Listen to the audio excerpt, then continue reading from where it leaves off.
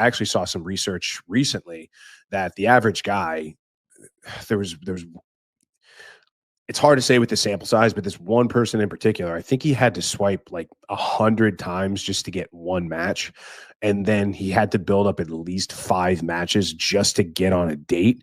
And I think he had to go on something like 20 or 30 dates just to get a second date. So you're talking about hundreds, if not thousands of swipes for, the average man. So it's it's tough out there on the dating apps. Demographics are also not in your favor. The guys that are on, or the vast majority of users on dating apps are men. It's something like 70 to 30. So there's twice as many men as there are women, which means that you guys are fighting for, 70% of you are fighting for 30% of the women out there.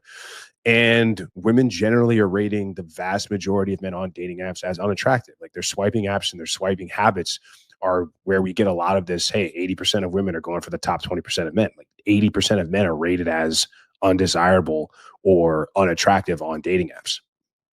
So, and I'll say this is more of like a personal opinion.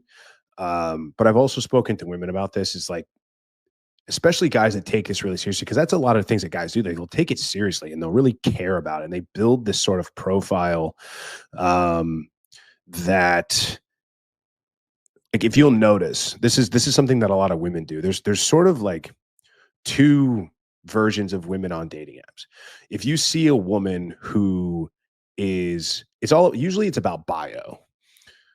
The hottest women, the most desirable women on dating apps, like the 9s and 10s, 8, 9s and 10s, if you will, usually there's no bio at all, or they just will put their Instagram in the handle or something like that. They'll be like, oh, I'm never here. Follow me on Instagram, because they don't have to work hard to get matches. They don't have to get swipes. They don't have to say or do anything because they're hot.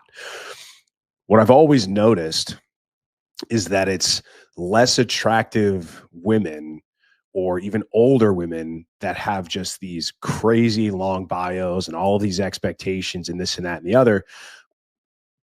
So it's kind of the same thing that women see in men. Like, the more seriously you take it, and this goes against logic and reason, but the more seriously that you take your dating app profile and that you list off all of these things, the more they'll say, like, this guy is way too overinvested, like, in dating. You almost have to care less.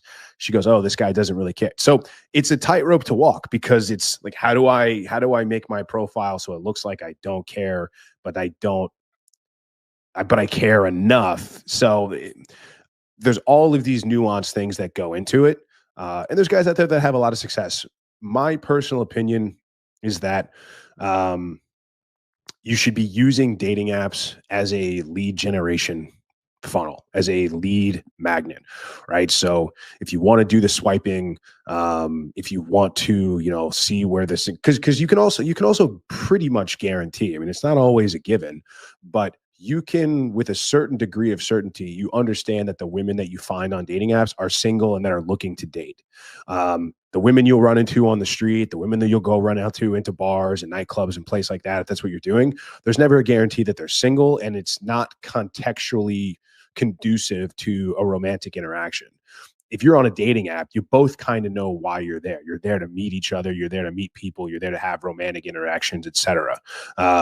So, while you may get, and again, you could approach 100 women, but how many of those women are going to be single, or how many of those women are going to be in a relationship or have a boyfriend or something like that going on? You can pretty much guarantee that if you swipe on 100 women on a dating app, they're single and they're looking for a relationship. Some of those girls, sure, just there to feed their ego, look for attention, things like that. But I generally think that, women, if the right guy comes along, that guy comes along, they'll be willing to entertain them. So, but that being said, Instagram is much more powerful in my opinion, because one, just straight up demographics. I mentioned that 70% of users on dating apps are men, which leaves 30% of women. It's much closer to 50-50 on Instagram. I believe, on some of the research that I've done, that the actual majority of Instagram users are women. I don't think it's significant. I think it's like 53-47 or 52-48, but it's much closer to 50-50 and actually skews towards women. It actually skews towards younger women as well. So if you are, looking to date younger women in their 20s and 30s, it's much more likely that those women are going to have Instagram.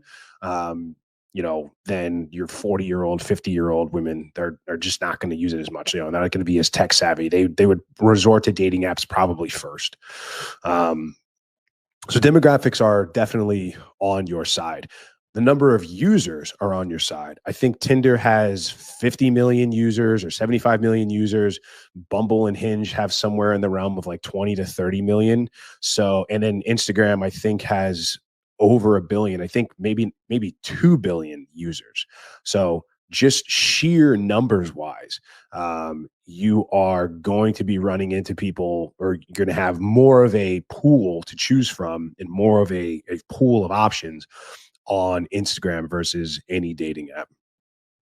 I think one of the my favorite parts about Instagram is that you also have plausible deniability. I was talking about how girls see guys that are on dating apps and like, why is this guy taking this thing so seriously? Like, why is he on this dating app? Or if he's really, a high value guy, or if he's really got these choices, or if he's really that dude that I want to entertain or potentially date and see where it goes, then why is he even on Instagram? Or like, why is he even on a dating app? Why doesn't he have options? And again, these might sound irrational, but women think like this all the time, right? Like women will find any reason to be like, ugh, that gives me the ick, or whatever the hell it is. But with Instagram, you've got plausible deniability. People are on Instagram for a ton of different reasons. They do it to post pictures and keep up with their friends. They do it to build a personal brand. They use it for business networking. I'd say the least popular reason that guys have Instagram is for dating. And that kind of allows you to fly under the radar a little bit. Everybody's got Instagram, right? It's like weird if you don't have an Instagram almost, because it's just the most popular social media of our time right now. I know girls out there that think it is weird when guys don't have social media and they don't at least have an Instagram. It's just one of those things, especially if they're younger women in their 20s and 30s. And women will like to say like, oh, I don't want my guy to have Instagram, or, I don't want my guy to do this because he'll get attention. But you should have Instagram if you are trying to date, or if you should use it. It's such a powerful tool. I know so many dudes that run successful businesses or have really, really interesting lives, but they're terrible at documenting it. And most of that is because, like I said, guys just don't know how. Guys don't take pictures of themselves, or they don't entertain that sort of stuff. They take pictures of things. Women take pictures of themselves. So if guys are on the Grand Canyon, like they're taking picture of the landscape, a woman's going to do this, like turn around and take a picture of herself at the Grand Canyon. There's a great meme, like, we're not going to pull it up, but it's like how men take pictures and it's just an object, and how women take pictures, it's her face in front of the object. So that's generally, but again, that's what they do. They were born that way, and that's always because when that's an easy way to get attention and to get validation, why wouldn't you? Most men are not getting attention and validation, especially if they're taking pictures like that, like lazy photos that don't even matter. So demographics are on your side. The user base is on your side. You've got plausible deniability.